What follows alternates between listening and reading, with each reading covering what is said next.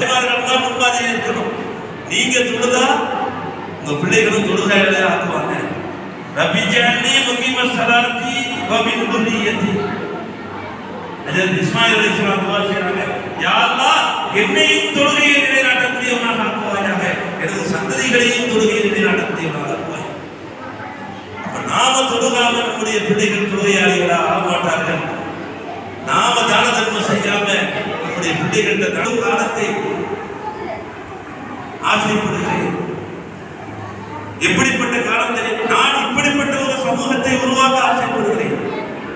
அது எப்படிப்பட்ட சமூகம் தெரியுமா?